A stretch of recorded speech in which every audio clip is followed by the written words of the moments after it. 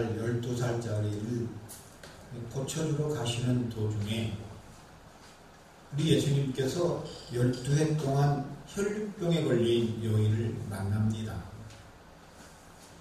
여기에는 베드로, 요한, 야고보, 여기는 야이로의 딸의 아버지 회당장 야이로가 여기에 동속해서 갑니다. 근데 이 예수님께서 가시는 도중에 회당장 야이로의 집에 가시는 도중에 12해 동안 혈류병에 걸린 여인을 만나죠. 이렇게 만나서 그냥 적당히 하시고 그냥 야이로의 집으로 가면 되는데 우리 예수님께서는 이 12해 동안 혈류병으로 고친 혈류병으로 앓고 있는 이 여인을 만나면서 내게서 능력이 나갔느니라. 할렐루야. 이렇게 하면서 병이 고쳐지는 모습을 보면서 야이로의 마음은 그냥 방방 뜹니다. 아이고 예수님 그만 좀 말씀하시고 우리 딸이 지금 죽어가고 있는데 빨리 좀 갑시다. 이 얘기 아니겠어요? 그 가는 도중에 야이로의 집에서 딸이 죽었다라고는 청청병력의 비보를 듣습니다. 10자식 땜으로 물어도 안 아픈 자식 하나도 없잖아요. 그런데 12살 된 이 뽕우리 같은 딸, 피지도 못하고 그냥 죽었다고 하니 이 애비의 마음이 어떻겠어요? 그냥 대성통곡을 하지 않습니까? 한 애비의 그 전주가 정말로 딸 바보인 요즘의 남편들, 아버지들하고 동병상련인 줄로 믿습니다. 이때의 이 야이로의 마음은 예수님을 하나님의 아들, 생명의 주인이신 하나님의 아들로 보는 개념보다는 인간적인 마음으로 마르다와 같은 마음이 더 우세했다는 것에 문제가 있었다는 사실입니다. 오늘 본문은 예수님께서 회당장 야이로의 딸을 살려내는 그 장소에 베드로, 요한, 야고보가 그 증인으로서의 삶을, 그 증인으로서의 길을 같이 갔던 그런 제자였기 때문에 한 20년 지난 이 노사도, 백발이 성성한 이 노사도 베드로가 젊은 마가에게 당시에 야이로의 딸을 살려내신 그 증인의 역사를 전수하는 과정이 전체의 대강입니다. 왜 예수님께서는 회당장 야이로의 딸이 죽어가고 있고 나중에는 죽는 사실까지 감에도 불구하고 다 아시면서 왜 그렇게 그냥 들은 척도 안 하시고 가셨을까 하는 내용입니다. 인간은 한 번 죽으면 영원히 종말로 간다라고 하는 이 세상 사람들의 이론을 아니다. 우리 인간들은 한 번 죽으면 반드시 심판을 받는다라고 하는 사실을 깨우치기 위해서 이 노사도 베드로는 주는 그리스도시요 살아계신 아버지 하나님이시요 생명을 창조하시고 우리의 죄를 부족해 주시려고 이 세상에 오셨다가 십자가에 못 박혀 죽으시고 3일 만에 부활하시고 재림하셔서 우리를 심판하신다는 사실을 분명하게 심어주고 있다는 사실입니다. 예수님이 야이로의 딸을 살려내신 것을 믿습니까? 이걸 믿어야 합니다. 12살의 꽃봉이 같은 외동딸이 죽었어요. 진짜로 죽었다니까. 부모는 땅에 묻고 자식은 가슴에 묻는다라는 말과 같이 이 딸 바보인 애비의 슬픈 마음을 어느 곳에 대하겠습니까? 유대인들은요 12살이 되면은 남자는 성년식을 하고 여자는 12년 6개월이 되면은 시집을 갈 수 있는 그야말로 금값인 나이에 죽었다는 사실 아니겠어요? 결과적으로 야이로의 딸을 살리신 것은 기적보다는 예수님은 생명의 주인이신 하나님이시다라고 하는 개념으로 우리는 본문을 들여다봐야 될 줄로 믿습니다. 우리 예수님은 만물을 창조하시고 아담과 하와를 흙으로 만드신 이후에 코에 생기를 넣어주셔서 우리가 살아갈 수 있다고 하는 생명의 주인이심을 믿습니다.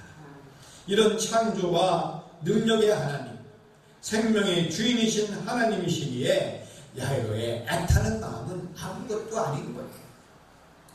36절에 그렇게 기록해 놓고 있지 않습니까? 두려워하지 말고 어떻게만 하라? 믿기만 하라. 할렐루야. 믿기만 하면 된답니다. 이 얼마나 당당하신 말씀이에요. 바다를 잔잔케 하신 우리 예수님, 오늘 이 말씀을 통해서 생명의 주인이신 예수님이라고 하는 제목의 말씀을 가지고 은혜를 받으시기를 바랍니다. 첫 번째입니다. 야이로의 딸을 살리려고 예수님이 갈 때에 방해꾼들이 있었어요. 왜 하필이면 이때에 당신이 12해 동안 혈류병의 여인이 왜 당신이 걸림돌이었느냐는 얘기입니다. 사랑하는 성도 여러분, 하나님의 성령의 역사에 집행하는 그 시간에 걸림돌이 안 되시기를 예수님의 이름으로 축원합니다. 우리는 성령의 일들을 걸림돌이 되는 성도가 되어서는 안 된다라는 얘기예요. 그 성령의 걸림돌들을 주는 마음은 우리의 마음이 아니라 사단이 우리의 마음에 들어와서 자꾸 우리를 동요시킨다는 사실입니다. 우리는 마귀들에게 휩쓸려서는 안 된다라는 얘기입니다. 이 마귀들은요, 그냥 그 정도로 끝나는 것이 아니라 마지막에는 죽으라고 자살을 추동질해요. 우리나라가 여러 가지 1등국 중에 그 중에 한 가지가 자살 공화국이에요. 자살을 거꾸로 하면 뭡니까? 살자예요. 아주 참 똑똑하십니다. 살자입니다. 생명의 바람은 성령의 바람입니다. 그 바람은 부흥의 불길인 영육간의 축복의 생활들로 이어져 나가는 성령의 역사이다는 사실입니다. 여러분들의 가정이 믿음의 대장부들의 가정인 명문가로 살아나시기를 바랍니다. 우리에게 예수님만 사랑하는 마음만 있으면 됩니다. 살아계신 하나님께 사랑하시는 성도 여러분, 한번 승부수를 던져보시지 않겠어요? 네. 한번 하나님 앞에 1대1로 한번 들어붙어 볼 필요가 있어요. 네.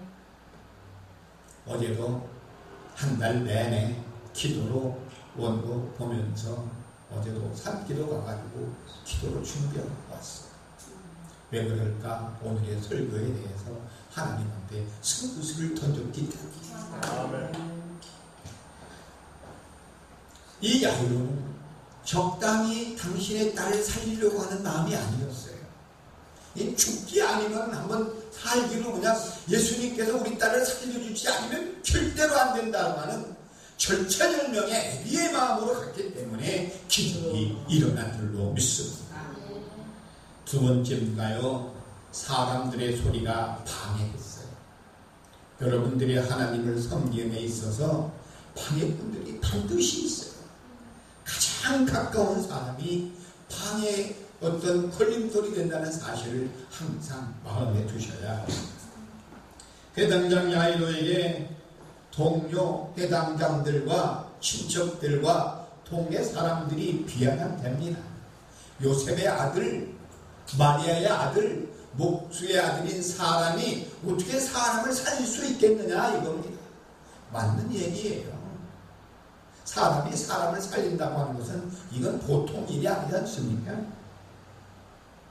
그런데 이 사람들에게 문제가 있는 것은 예수님을 하나님으로 보는 영안의 눈들이 없다라는 결론입니다. 회당장 야이로에게 동료 회당장들과 친척들과 동네 사람들은요, 목수인 요셉의 아들인 예수가 어떻게 사람을 살리겠느냐 이 얘기 아니겠습니까? 그들은 예수님을 하나님으로 보는 영안의 눈들이 없었고 기도가 없었으며 성령이 충만하지 않은 결과의 무리였다는 사실입니다. 우리 예수님께서는 인간이시면서 하나님이심을 믿습니까? 아멘. 이걸 믿으십시오. 성령님이신 예수님은 비전이십니다. 네. 축복의 님을 믿으셔야 합니다. 아멘. 또 한편 쪽에서는 여인들의 곡소리가 흘러나왔어요. 유대지방에서는 눈물 없이 울어주는 곡군들이 있어요. 피를 불어주는 사람들이. 이런 현상들이 일어나는 것은 생리적으로 사람이 죽었다라고 하는 것들을 증명하는 인간들의 물리적인 현상들입니다. 예수 믿어 아무런 혜택을 받을 수 없으며 예수 믿어도 별 볼 일 없이 죽는다라고 하는 사단의 선전포고예요. 그렇지 않은 줄로 믿습니다. 아멘. 야이로는 당신 딸을 살릴 수 있다라고 하는 예수님을 하나님으로 보는 영안의 눈에 눈이 믿음이 있었다라는 사실입니다. 이때에 해당장 야이로의 마음은요 850대 1로 아세라 선지자와 싸우는 엘리야의 믿음보다 더 강했어요. 이때 야이로의 믿음은요 예수님을 비겁하게 3번이나 부인했던 베드로와의 마음보다 더 강했어요. 내 애동딸을 살리겠다는 이 애비의 절체절명의 마음속에는요 오로지 우리 예수님만 살려낼 수 있다라고 하는 꽉찬 믿음이었다는 사실입니다. 아버지는 용감해요. 여러분들의 남편, 여러분들의 아빠 굉장히 힘듭니다. 좀 위로해 주세요. 좀 용돈도 좀 팍팍 좀 주세요. 그런데 굉장히 치근할 때가 있지 않습니까? 하지만 성령으로 똘똘 뭉친 아버지는 가장은 능력의 아버지요 말씀의 아버지인 줄로 믿습니다. 우리 영적으로 영원히 사시는 아버지 하나님께서는요 우리의 아버지이시기 때문에 생명의 주인이신 예수님에게 까닭에 어린 생명을 살려내신 줄로 믿습니다. 사랑하는 성도 여러분, 예수님께서 재림하실 때에 우리의 영혼도 살아날 줄로 믿습니까? 이걸 믿으십시오. 우리도 믿음과 신앙이 다시 살아나야 됩니다. 우리의 믿음이 다시 살아나야 합니다. 그래서 우리는요 예수님을 조그맣게 믿으면 안 돼요. 우리의 믿음을 예수님의 그 마음을 우리의 카다로그 안에 들어가는 것이 아니라 우리가 예수님의 카다로그 안에 들어가야 된다는 사실이에요. 긍정적인 믿음만 있으면 우리도 기적을 만들어낼 줄로 믿습니다. 여러분들의 기도가 능력을 받아야 돼요. 은혜를 받으셔가지고 하나님께서 우리의 기도를 응답해 주시는 간증의 역사들이 있으시기를 예수님의 이름으로 축원합니다. 이 시간에 혈액암에 있는 환자, 공황장애가 있는 환자, 술에 찌드는 환자, 머리가 아픈 환자들 예수님의 이름으로 명령하노니 7길로 묶임을 받아 도망갈지어다. 할렐루야. 이런 축복을 받으시기를 믿습니까? 그러면 야이로와 같은 확실한 믿음을 갖기시를 바랍니다. 야이로는요 예수님을 모시고 가는 그 중간중간의 마음은요 견연해요. 이거는 누구하고도 바꿀 수가 없는 아버지 하나님만 의지하는 그 마음이었어요. 내 딸을 살려주시겠다고 하는데 하늘에서 별인들 못 나오겠어요. 우리 예수님께서는 분명히 살려낼 수 있다고 하는 확신적인 믿음이 있기 때문에 무슨 일이들 못하겠느냐는 얘기입니다. 여러분들도요 믿음의 경쟁자가 좀 있었으면 좋겠어요. 그 믿음의 경쟁자를 한번 야이로에게 두시는 것도 괜찮지 않겠습니까? 여러분들의 믿음의 기준과 믿음의 용량이 어느 정도인가 한번 확인해 보실 필요는 있다라는 얘기입니다. 아멘. 이때 당시에 노사도 베드로는 젊은 마가에게 그 당시 예수님께서 야이로의 딸을 살려내시는 그 현장의 증인자로서 이제는 젊은 마가인 네가 이 증인의 길을 다툼을 좀 이어가더라 하는 내용입니다. 그 말씀은 1세대인 베드로와 2세대인 마가에게 전수되는 이 일들이 우리 3세대인 우리에게 바통을 이어받으라고 하는 성령의 주문이신 줄로 믿습니다. 아멘. 세 번째입니다. 예수님과 함께 할 때 기적이 일어납니다. 아멘. 여러분들 혼자는 안 돼요. 아멘.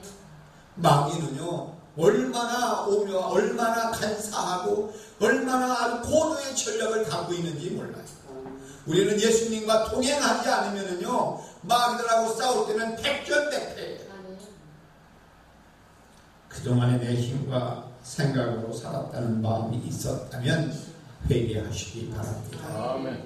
그런 마음을 다 내려놓으시고 주님이 하셨다고 이 시간 고백하시기를 바랍니다. 아멘. 성도한가요? 한번 따라해 주실래요? 주님이 다 하셨습니다. 주님이 다 하셨습니다.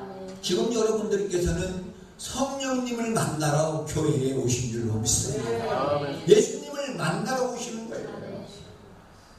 39절에 보니 복군들이 비웃었다고 하네요.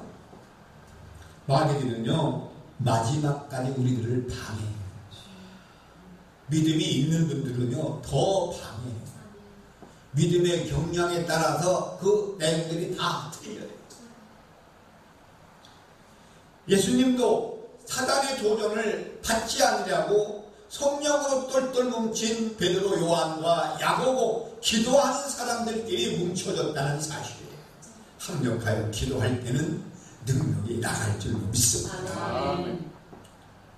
이때 예수님께서 마지막에 조용한 카리스마로 아람어를 사용하면서 달리다 굿 소녀야 일어나라.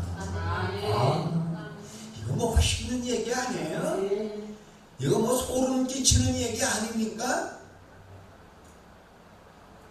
실망스러운 세상의 소리, 실망스러운 세상의 꿈, 우리하고는 아무런 상관이 없다는 사실이에요. 어둠의 죄악들, 세상의 소리, 예수 믿는데 방해되는 소리는 예수님의 이름으로 물리치시기를 바랍니다. 아멘. 예수님께서 어린 딸의 영을 불러내셨어요. 예수님께서 말씀으로 어린 딸을 살려내셨어요. 하나님께서 말씀으로 세상을 창조하신 것과 똑같다는 사실입니다. 말씀의 영과 육을 구별하셔가지고 죽은 자의 영혼을 불러내주셨습니다. 아멘. 또 사도 베드로는요, 당시 상황을 예수님과 함께 있었던 생생한 현장을 젊은 마가에게 전하는 내용이 오늘 전체의 배경입니다. 사랑하는 성도 여러분, 우리는 성령으로 준비된 성도가 되어 있어야 이러한 성령의 쌍의를 들을 수가 있어요. 아멘. 우리들이요, 적당히 하면은요, 성령의 예민한 쌍의를 받을 수가 없어요. 아멘. 우리의 쓰임은 하나님께서 우리가 어떤 생활을 하느냐에 따라서 그 질이 달라져요. 생활 예배와 주일 예배가 혼연일치가 돼요. 아멘. 생활 예배라고 하면 일주일 동안 여러분들이 세상에 사는 그 생활이 예배가 되어야 돼요. 아멘. 그 생활의 예배가 온전할 때 주일날 교회에 와서 예배를 드리는 그 예배를 하나님께서 받아주신다라는 사실이에요. 아멘. 여러분들 평생 예배를 드렸을 때 우리 하나님께서 그 예배를 얼마나 받아주셨을까? 이스라엘 백성들이 드리는 제사를, 기도를 안 받으시겠대요. 모세와 사무엘이 중보를 해도 이스라엘 백성들의 죄를 하나님께서는 단지하시겠다고 말씀하시지 않았습니까?